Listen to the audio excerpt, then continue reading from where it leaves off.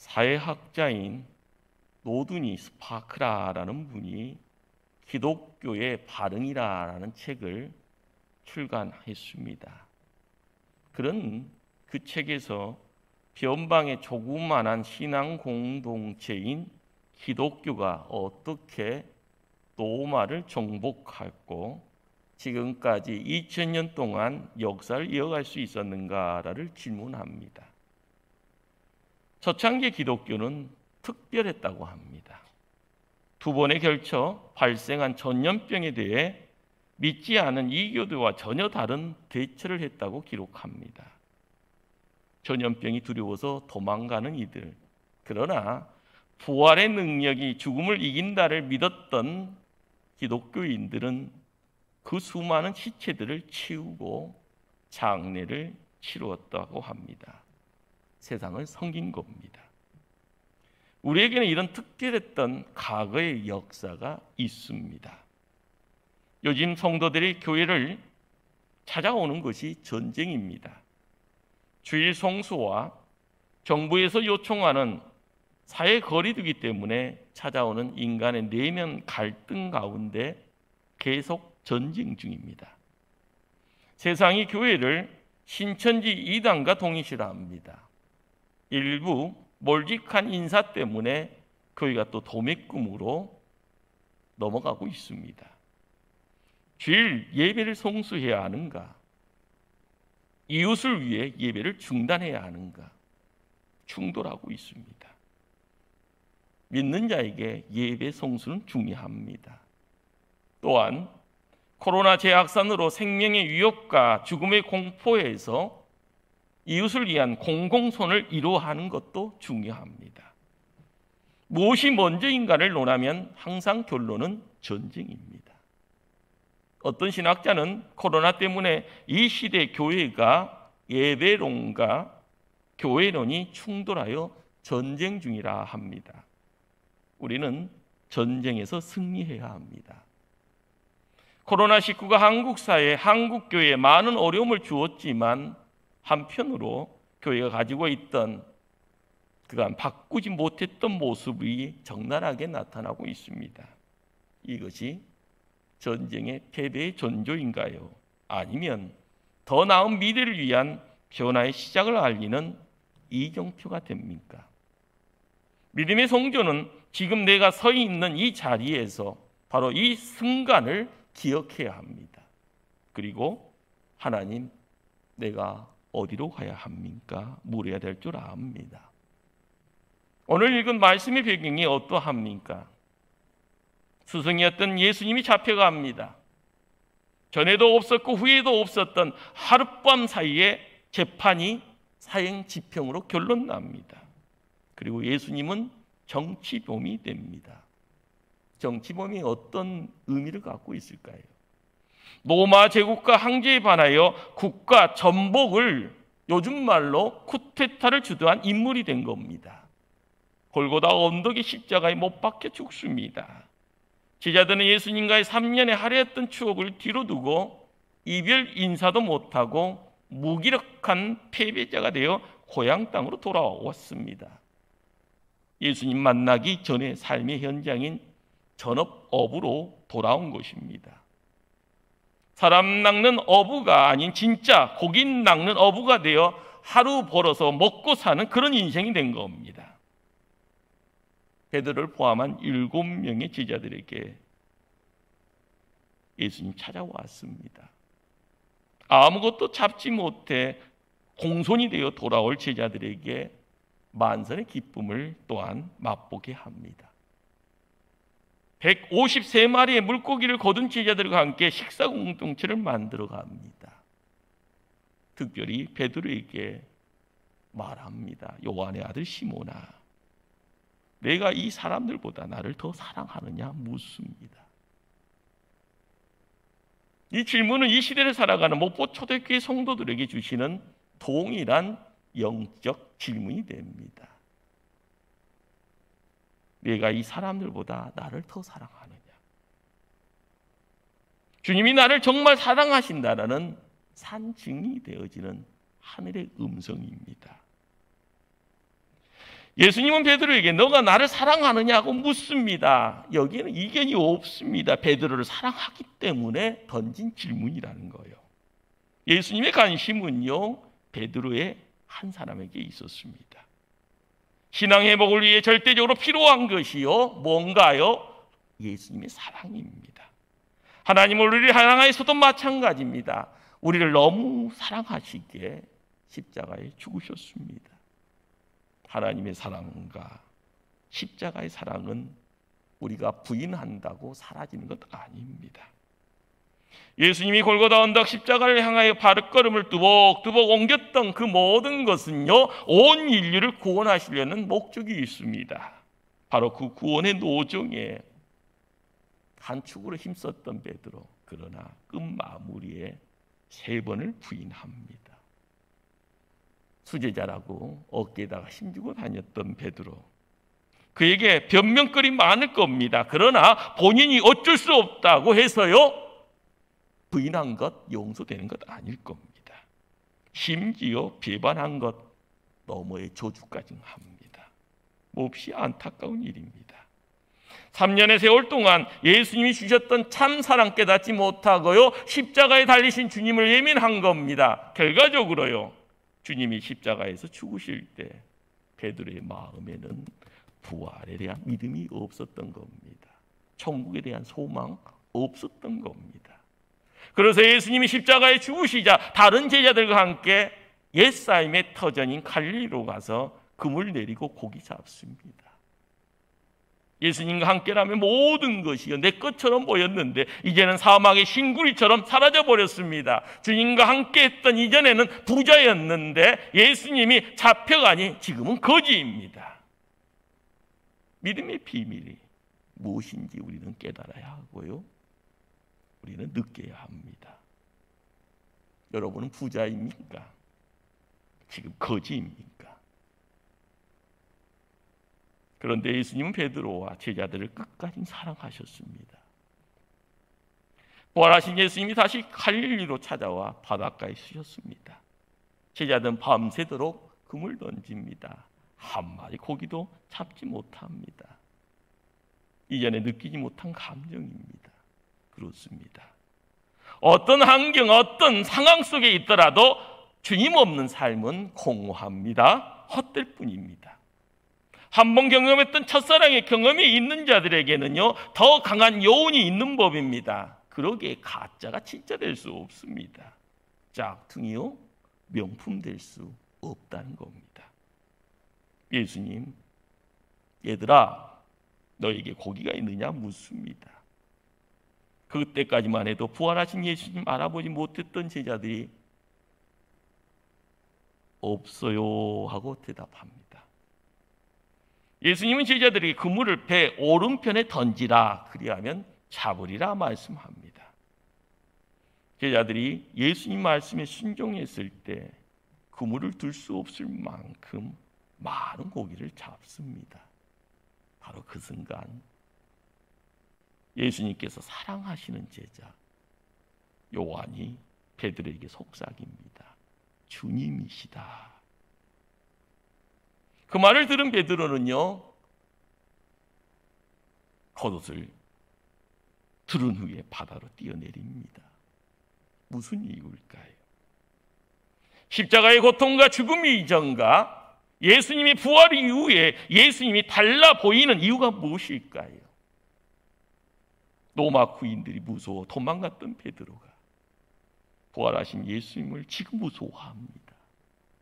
예수님은 변함이 없습니다. 이 시대에서도 내가 문제입니다. 내 경험치에서 내 판단이 문제입니다. 예수님 오셨는데 베드로는 지금 도망치고 있습니다. 베드로는 어부인지라 지금 모든 것을 다 할 수 있다는 그 배 이후에서도요, 혼란이 찾아왔고요, 혼돈의 소용돌이에 빠져가고 있는 그런 형국입니다. 예수님 밤새 취해 들었던 허기진 배자들을 위해서 숯불을 피우고 직접 식사를 준비합니다. 예수님이 직접 숯불 위에 생선과 떡을 굽고 계셨습니다. 사실 베드로는 숯불을 바라보면서 마음이 많이 불편했고 죄책감이 들었을 겁니다. 왜요? 바로 며칠 전에 밤사이에요 있었던 그 환경이 있고 그 사건이 있기에 대제사장의 집들 안에 놓인 숯불 앞에서요 모였던 수많은 사람들 앞에서 어린 계집종에게 예수님을 3번 부인했기 때문입니다. 그러나 예수님 사랑은 모든 상황을 모든 것을 아시기에 베드로의 상처를 회복하시는 치유의 사랑의 예수님입니다. 모든 사람들은 과거의 상처, 아픔을 가지고 감추고 싶어 합니다. 그러나 예수님은 그 상처, 그 아픔 가지고 축복의 자리, 사랑의 자리로 인도해 주십니다. 예수님 바로 구세주가 되시는 이유가 거기에 있습니다. 사랑 많으신 예수님의 실체가 거기에 있습니다. 예수님은 떡과 생선을 구워서 제자들이 일일이 나눠주셨죠. 조반을 다 드신 후에 베드로에게 말합니다. 요한의 아들 시몬아, 내가 이 사람들보다 나를 더 사랑하느냐? 주님은 베드로의 과거의 잘못, 그 실수를 추궁하거나 질책하지 않습니다. 단지 예수님 사랑하는지를 묻습니다. 왜 그렇습니까? 거기에 인생의 길이, 진리가, 생명이 있기 때문에 그렇습니다. 보여지는 허상은요, 허상일 뿐입니다. 그 허상이요, 칼을 가지고 창이 되어 나를 찌른다 할지언정 허상은 허상입니다. 예수님이 십자가에서 죽으셨습니다. 무덤에서 3일 만에 부활하셨습니다. 사랑의 무릎 안에 예수님이 계십니다. 그리고 질문합니다. 너 나 사랑하느냐? 이 시대의 치료제는요, 날카로운 칼과 창에 있지 않습니다. 바로 예수님이십니다. 명심하시길 바랍니다. 아마도 베드로의 마음은요, 큰 태풍 앞에 있는 촛불이었던 것 같습니다. 그간의 억울함이요, 얼마나 컸을까요? 어깨에 힘주고 다녔던 그 베드로에게 수치감이 얼마나요, 본인에게 고통으로 찾아왔을까요? 나는 주님 비판했는데 주님은 나를 사랑하시고 믿어주시고, 반석의 교회 세수겠다는 그 예수님의 그 사명 아직도 유효할까? 사람 낚는 어부 되게 해주시겠다는 그 예수님 그 약속 지금도 여전할까? 그 생각이 소용돌이가 되어져 베드로를요 힘들게 합니다. 우리는 인간인지라 예수님 사랑하지 못하면 나도 모르게 죄 가운데 빠져들어갑니다. 사단이 그 자리에 자리합니다. 계속해서 거짓 메시지, 가짜 뉴스를 줍니다.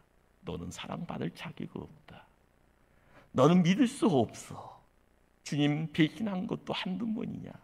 어떻게 의도적으로 배신하고도, 어떻게 저주까지 했으면서도 너가 그렇게 설 수가 있냐? 그러나 중요한 것은요, 내가 아닙니다. 변치 않으신 주님이십니다. 주님은 나를 사랑하시고요, 나를 향한 끊임없는 사명 아직도 유효하다고 말씀합니다. 내가 문제입니다. 인류는 파도 앞에요 중심 잡지 못하고, 눈에 보여지는요 커다란 바위 덩어리에 벌벌 떨고 있고요. 내가 문제입니다. 하나님 중심, 예수 중심으로 다시 세움받아야 될 내가 문제입니다. 주님은 나를 사랑하셨기에 내 이름 아십니다. 주님의 사랑은 나의 실패까지 덮습니다. 나의 실수, 나의 허물, 나의 죄악 상관없이 우리 주님은 나를 사랑하십니다. 내가 어떠한 삶을 살았는지도 중요하지 않습니다. 하나님은 나의 전생애를 통하여서 영광 받기를 원하시기에 잠시 잠깐 고난에 떼고, 잠시 잠깐 어둠 속에서 갈 길 찾지 못하고 허둥둥진하지만 때 되면은요 빛이 임하면 어둠은 사라질 줄 압니다. 그러기에 우리를 찾아오신 겁니다. 우리를 예배자로 세워와 온전히 교회를 지키는 자 되게 하시고 하나님께 영광 돌리는 자 되게 우리를 세우기 위해서 오셔서 속삭이십니다. 너를 사랑한다 라고요. 주님은 사랑 베키를 원하시기에 바로 이 예배 자리를 통하여서 우리는 그 사랑을 듬뿍 받아야 되고 그 사랑 때문에 하나님께 찬송 돌려야 될 줄 압니다. 둘째로 너가 나를 사랑하느냐라는 그 말씀은 우리에게 주님 사랑 경험했다면 그 사랑에 반응하는 삶을 세상을 향하여서 살아가라라고 강하게 요청하고 있습니다. 주님의 사랑이 삶을 가득 채워갑니다. 그 사랑에 겨워 주님을 뜨겁게 다시 사랑하게 되어질 때 사는 것이 얼마나 신나고 재미있을까요? 이전에 주님과 가까이 껍데기만 했던 그 삶이 아니라 이제는 내 삶 자체, 내 마음의 자리에 찾아와서 나를 움직이게 합니다. 새로움의 내용들에 눈을 통하여서 보게 하고요. 내가 해야 될 일이 무엇인가라는 것을 알고 땀 흘리게 만들어주니 얼마나 신명나겠습니까? 예수님은 베드로에게 너가 나를 사랑하느냐 묻습니다. 여기 한 가지 의심은요. 내가 나를 여전히 사랑하는지 나는 안다라고 말씀하실 수도 있는데 왜 굳이 질문을 던지냐라는 겁니다. 우리의 마음 중심에서 나오는 사랑의 고백이 중요하기 때문에 그런 겁니다. 뒤집어 놓으면은요, 입술의 고백은요, 내 속에 있는 뭔가가 움직여야만이 입술의 고백이 나오는 겁니다. 속에 있는 것이 나오는 것이지 없는 것이 나오는 것 아닙니다. 진짜는요, 없는 것이 있는 것처럼 하는 것을요 사기라고 하지 않습니까? 우리가 진짜 되기 위해서 주님 말씀합니다. 내 마음의 중심에 때로는 염치 없고 구차해 보이고요. 극도의 실망을 안겨드릴 수 있는 연약한 인생이었지만 그럼에도 불구하고 주님 그러하나이다. 내가 주님 사랑하는 줄 주님 아시지 않습니까? 이 고백 듣기를 원합니다. 그의 예수님 베드로에게 말씀하시죠. 내 어린 양을 먹이라. 또 묻습니다. 내 양을 치라 이야기합니다. 또 묻습니다. 내 양을 먹이라. 다시 고민 던져주십니다. 3년의 세월 동안에요. 제자들은 예수님 때문에 천국과 지옥을 경험했습니다. 예루살렘에 입성할 때 모든 것을 잃은 성공자인 것처럼 착각했죠. 명품 인생으로 결말이 보이기도 했고요. 예수님이 제자장들에게 잡혀가면서 모든 것이요 사라져버렸습니다. 결국 고향 갈릴리에 사는 것이 흙수저를 입에 물고 사는 지역처럼 보입니다. 단지 예수님이 곁에 없다는 이유입니다. 이전에 예수님의 몸짓, 예수님의 목소리, 예수님이 차려줬던 밥상이 있었습니다. 거기에 생선이 있었고요. 거기에 떡이 있었습니다. 단지 예수님이 지금 곁에 없습니다. 세상을 다 이룬 것처럼 보였건만 진짜는 예수님이 다 행했건만 그때는 철없이 내가 이룬 것처럼 행동합니다. 착각도 유분수였죠. 우리는 코로나19의 고난 중에 있습니다. 9호 태풍이 지나갔고요. 10호 태풍 하이선이 오늘 이제 들려오는 이야기는 이제 비껴 동해 쪽으로 해서 일본 쪽으로 빠져갈 거라고 이야기를 합니다. 한 번 나고 여러 모양 고통 중에 계속 끊임없이 고통 가운데 놓여 있습니다. 우리가 불순종해서요 이런 고난의 내용이 조주가 돼서 찾아온 건가요? 아닙니다. 우리는 하나님의 말씀을 철저히 지켰기에 들어와도 복받고 나가도 복받는 존재인 것처럼요 강하게 이야기할 수 있습니까? 그것도 아닙니다. 성경을 읽어가면서요 하나님의 말씀을 하나도 어기지 않았고요. 죄짓지 않았고요.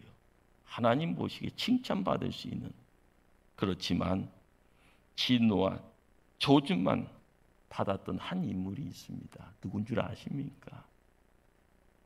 예수님입니다. 그분은 지극한 가난을 겪었습니다. 최악의 반대를 겪으셨고요. 고통스러운 오해를 당하셨습니다. 그분은 죄를 알지도 못하고 죄도 짓지 않았지만 온갖 저주, 진노를 당합니다. 시대의 환경 속에서요, 우리가 희노애락을 논하는 자가 돼서는 안 됩니다. 성도가 만나야 될 예수님이 갖고 있는 비밀, 그 비밀을 얻어야 되고요. 그 신비 가운데 함께할 때 믿음의 역설이 우리의 삶을 찾아올 때 우리는 새로운 세상을 경험하게 될 줄 압니다. 그 문제 많으신 그분과 함께 교제할 때 우리는 비로소 천국의 기쁨을 누릴 수 있습니다. 세상의 재벌도 아니셨는데요. 세상의 권력가 아니셨는데요. 세상에 떵떵거리고 우리에게 마음껏 눈에 보여지는 것을요 선물할 수 있는 분은 아니지만 예수님 만나야 되고요. 예수님 통하여서 하늘의 문이 열릴 때 우리는 천국의 기쁨을 소유할 수 있게 됩니다. 헤어졌던 예수님 다시 찾아오셨습니다. 예수님의 말씀을 다시 듣고 다시 순종해 보려고 합니다. 예수님이 찾아주신 저녁 식사 초라합니다. 그렇지만 그 만찬 함께합니다. 주님의 사랑이 죄 많은 제자들의 삶을 다시 채워나갑니다. 새로움의 내용은요, 이제는 유치원생처럼 주세요라는 그 신앙이었지만 이제는 예수님이 말씀을 주십니다. 이제는 이전처럼 애같이 행동하지 말라고 하십니다. 나만이 아니라 주변을 살피라고 하십니다. 믿음이 나중된 후배들, 자손들을 챙기라고 하십니다. 그들과 함께 예수님의 사랑으로 세상이 원하는 일을 행하라고 하십니다. 이 시대를 살면서 교회를 위해서 예배를 지키고 교회의 성도들을 세우고 세상에 나가 빛과 소금이 되라고 합니다. 말씀과 사랑 때문에 헌신하고 봉사하고 용서하라고 하십니다. 그렇습니다. 나를 향한 주님의 사랑 때문에 내가 주님을 사랑하게 되는 것이지, 주님의 사랑 때문에 교회에 사랑하고 예배 드리려고 힘써가는 것이지 다른 것이요 거기에 찾아들을 수 없는 겁니다. 꼭 명심하십시오. 사명 이전의 사랑입니다. 사명 이전에 하나님과의 관계가 중요합니다. 주님 사랑하는 마음으로 주님이 주신 사명 감당할 수 있습니다. 만약에 주님을 사랑하는 마음에 다른 이유로 사명을 감당하고 있다면 그 사명 가짜입니다. 그 사명은 전질되어 있는 겁니다. 사도 바울, 예수님 사랑하는 것 그거 하나만 족하다고 이야기합니다. 예수님 십자가 이외에 다른 것 이전의 것은 다 세상에 헛된 것이다, 똥이라고 이야기합니다. 그렇습니다. 우리의 삶의 자리에서요 우리가 알아가야 될 것이 뭔가라는 것, 주님의 사랑 때문에 하나님 맡긴 것 감당해야 되는 거고 하나님 음성 듣기에 힘쓰기 위해 예배자로서 세움받아야 됩니다. 사랑 안에 모든 것이 있습니다. 사랑 안에 소망이 있고요, 사랑 안에 믿음이 커져가고요, 사랑 안에 충성이 있고요, 사랑 안에 인내가 있습니다.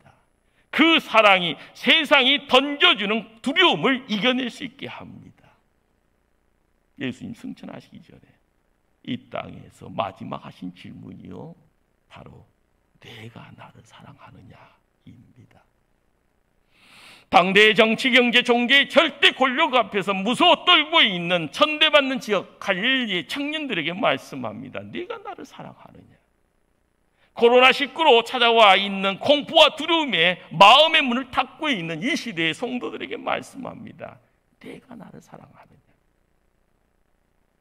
우리에게 마음에 떨림이 있을 때 마음을 여시길 바랍니다. 주님 사랑합니다. 내 마음에 찾아와 주셔서 나의 마음의 중심에 차정하시고 나를 다스려 주소서. 한때 신약 학자였고 목사였던 바트 어만이라는 분은요, 고통의 문제를 고민을 합니다. 결국은요, 해이론자가 됩니다. 무슨 말인가 하면 신앙을 버렸다는 말입니다. 목사가 어떻게 그럴 수 있냐고요. 성경을 읽어가면서 성경을 연구했던 학자가 어떻게 그럴 수 있냐고요. 여러분 착각하지 마시기 바랍니다. 사람이 별 볼 일 없는 겁니다. 이 지구라는 행성에 살고 있는 수많은 사람들에게는 인생은 오직 비참함과 고통의 연속입니다. 특별한 것 없습니다. 어렵죠. 힘들죠. 죽고 싶습니다. 그러나 우리에게 고통의 문제는요, 곧 신앙의 문제입니다. 그 고통 가운데 하나님 알지 못하고요, 예수님 만나지 못하면 고통은 죽음입니다. 그러나 하나님 통하여 예수 사랑을 알아가게 되어지면은요, 새로워질 수 있는 겁니다. 그러기에 우리가 하나님 말씀 통하여 그분의 참 모습을 재발견해야 되는 겁니다. 3년을 함께 동고동락했던 베드로가요, 십자가 앞에 등 돌리고 발걸음 옮겨 갈릴리의 호수에 그물 던지는 어부로 다시 자기의 삶을 시작하는 그 모습이요, 믿음의 장대함입니까? 아닙니다. 믿음의 승리입니까? 아닙니다. 신앙 버려버린 거고요, 하나님 등져버리는 거고요, 예수 사랑 침묵한 겁니다. 고통 가운데 주님 찾기를 원하는 마음, 주님의 음성, 너가 나를 사랑하느냐는 그 말씀 앞에 내가 여기 있나이다. 내가 주님 사랑합니다. 무릎 꿇을 때 주의 큰 사랑이 우리의 삶을 새롭게 할 줄 압니다. 우리 예수님, 세상에서 너희가 환난을 당하나 담대하라. 내가 세상을 이겼노라 말씀해 줍니다. 꼭 명심하시길 바랍니다. 예수님은 우리에게 승리를 약속해 주셨습니다. 이미 승리했다고 합니다. 이것이 실체입니다. 우리는요, 방관자가 아니라 실체의 자리로 가야 됩니다. 예수님 붙잡고요. 그래서 우리의 삶의 자리에 승리자로 입장해야 됩니다. 우리의 삶 속에 매일매일이요, 두려움의 내용들이 찾아오는데 한번 지나갈 때마다요, 심쿵하고요, 또 다른 고난이 준비되어질 때마다요, 벌벌 떠는 인생이 아니라 예수님 함께 하시니, 예수님 때문에요, 담대하게요, 나아가 승리해야 될 줄 압니다. 예수님 베드로에게 주신 내 양을 먹이라라는 사명, 전혀 새로운 사명 아닙니다. 이미 베드로를 제자 부르실 때 허락하신 내용입니다. 사람 낚는 어부로 부르셨다는 것이죠. 그러나 그것이 뭔지를 몰랐던 베드로, 예수님 사랑 경험합니다. 그 사랑으로 새로워집니다. 사명이 나의 사명 되어져 온 겁니다. 가정에서, 교회에서, 또 하나님이 나를 부르신 삶의 현장에서 주님 사랑 때문에 살아가야 되는데, 사랑 때문에 이겨낼 수 있는 겁니다. 견딜 수 있는 겁니다. 주님 사랑 때문에 부족하지만, 못났지만 내 사랑, 내 인생을 하나님께 내어놓을 수 있습니다. 우리가 왜 좁은 길을 걸어가야 합니까? 왜 고난을 감수해야 됩니까? 다른 것도 없습니다. 예수님 때문에. 돈 때문에 아니죠. 자식 때문에 더더욱 아닙니다. 예수님 때문에. 나를 사랑하시는 예수님 때문에, 그 사랑 맛보았기에 가정 지키고 배우자 섬기고 자녀 돌보 부모 공경하면서 모셔가는 겁니다. 하나님이 나에게 맡긴 직분 감당해야 되는 겁니다. 다른 이유가 있어서는 안 됩니다. 주님 사랑으로 말미암아 나에게 맡긴 것이요, 직분의 내용입니까? 사역의 내용입니까? 한 사람의 영혼의 문제입니까? 열심히 사랑하셔야 됩니다. 그래서 주님 만나는 예배가 소중한 겁니다. 하늘의 양식 먹어야 되는데요. 하늘의 문이 닫히면 안 되게요. 열심으로 나와 주님 섬겨가는 자리. 주님은 나를 사랑하셔서 지금 이 예배 가운데 하나님의 영의 충만으로 함께 하십니다. 나를 안아주시고요. 베드로에게 말씀하신 것처럼 네가 나를 사랑하느냐 묻습니다. 우리 역시 베드로처럼 내가 주님 사랑합니다. 고백해야 될 줄 압니다. 특별히 하나님이 나에게 맡긴 양들을 먹이고 치는 놀라운 은혜 가운데 매일매일 삶을 승리하시기를 주님의 이름으로 축원합니다. 기도합니다.